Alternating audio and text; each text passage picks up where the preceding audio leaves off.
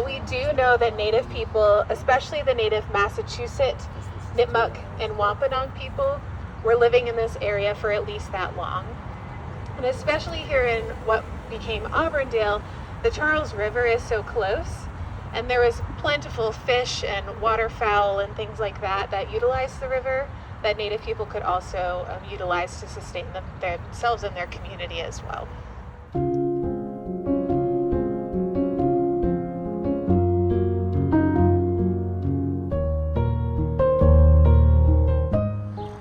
Which is really exciting for us to be able to see really old architecture like that, and to think about the people who lived there in the 18th century and what they did. So it was owned by William Robinson first. He was that first colonial settler to come to the Auburndale area.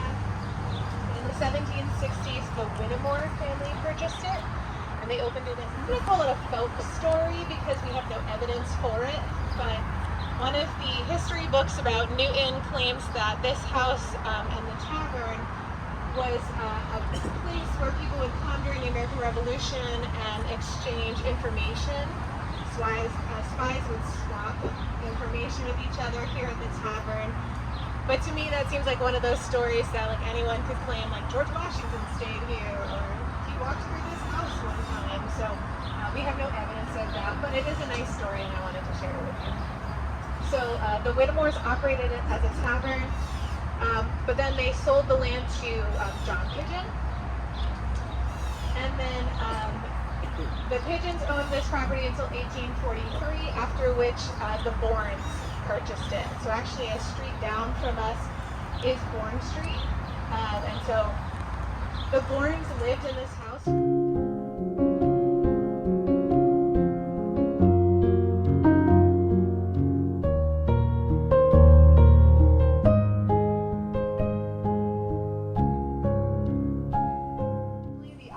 Congregational Church. It was built in 1857 by the architect Charles Parker. And the total cost of the lot, the construction, the bell tower, the furnishing, the grading or leveling of the property at the time was about $12,000. Now I used an inflation calculator, which only went all the way back to 1913, so I can't even get you a really accurate number, but that's at least $400,000 today. So it's a big deal to build this church. And it sort of shaped this area of Auburndale. It became known as Saints Rest because a lot of ministers started to settle close to the church, as well as the next location we're going to go to, which was the Walker Center. So the church is sort of becoming a location for the community in Auburndale.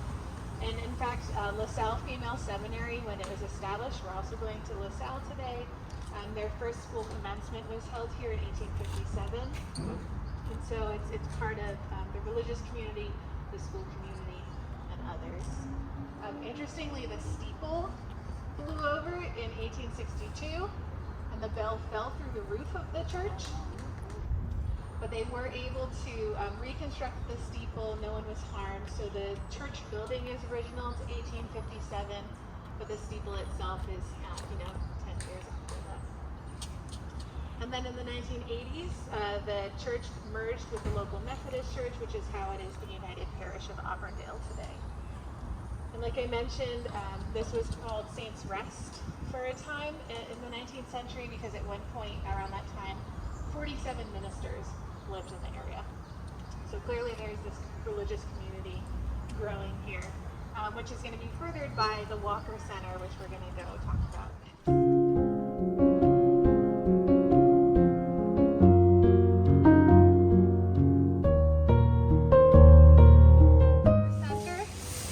What we're going to be talking about. Obviously, that's why I stopped here. So, one of the first ministers in Saints Rest was Sewell Harding. He lived here in the 1850s. He was also a real estate speculator, so buying up plots of land and portioning them out. And his daughter was Eliza Harding Walker, and she married a missionary. She went with him to Turkey on his mission, where he got cholera and sadly passed away. She returned to Auburndale with her 4 children. She actually lived just down the street. We walked by her house. It was on Hancock Street, 105 Hancock Street, a few houses that way. But here at the Walker Center, she established this center for children of missionaries, so that they would have a place to live with people with shared life experiences. And so it's called the Walker Home for Missionary Children. She expanded it and she continued to run it until her death in 1906. Sometime around that time, they also started welcoming adult missionaries who were either retired or between assignments. And I'll let the truck pass before I keep talking.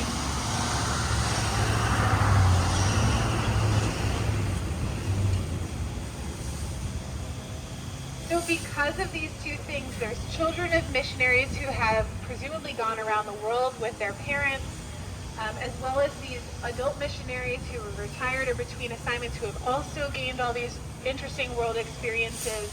They started to bring more diversity of experience to Auburndale. And so we start to see the Walker Center becoming, again, one of these community places that's influencing the village as a whole. And I'll read you this quote from the Walker Center when it was then the Walker Center for Ecumenical Exchange in the 1980s. And basically what that means is, along a similar track, people with interest in social justice and diversity coming together to talk about these world issues, international human rights topics. Sorry, I had a sentence and I lost it. But so the Walker Center said, in its first incarnation as the home for missionary children, Walker added to Auburndale schools a group of students with widely varied backgrounds. And then later the retired missionaries brought fascinating life experiences to the community. The Walker Center did close in 2021. And so what we see here is a very interesting moment in time where it's sort of stuck. So the city owns half the property, and a private developer owns the other half. And last time I was here, which was about a year ago, pretty much looked exactly the same.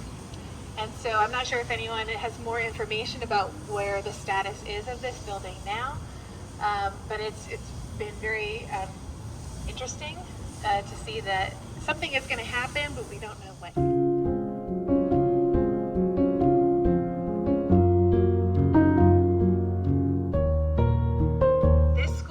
LaSalle University, but it was founded in 1851 as the Auburndale Female Seminary. And so it doesn't mean a religious institution for women, it means an all-girls school. And one of its founders passed away just shortly after the school was opened, and they renamed it in his honor. He was Edward LaSalle. And one of the goals, I will read you this quote because I think it really demonstrates what this school is all about, was to have educated women. So at the time in the 19th century, there's not a lot of options available to women, but this is what the principal of the school had to say at the time. The goal is, quote, not to make bookworms or blue stockings, still less to develop cooks or dressmakers or athletes, but to graduate first-rate, all-around women full of practical knowledge for daily duties. And so this school has undergone quite a few changes over the years, right, since 1851, including becoming a junior college, a four-year institution. It became co-ed in 1998. Then they added graduate programs, and it was named LaSalle University. It was granted university status in 2019, so not that long ago.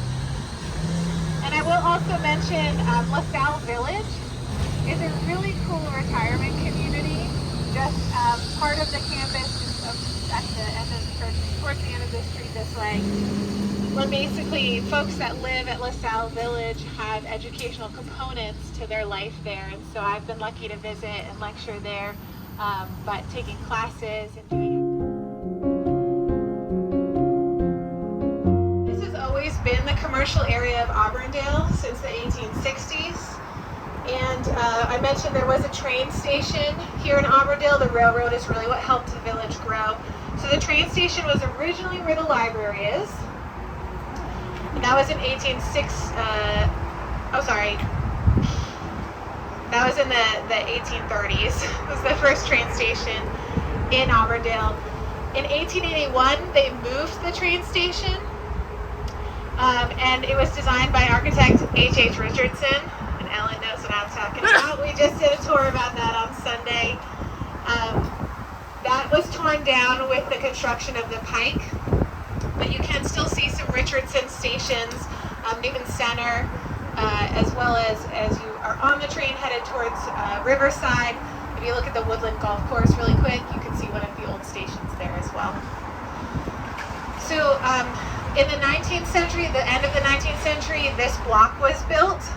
So if you look down, you can see where there is yellow brick, and then it changes into a redder brick. So the red brick onwards was the plumber block, and then the yellow brick back to the corner was the tailor block.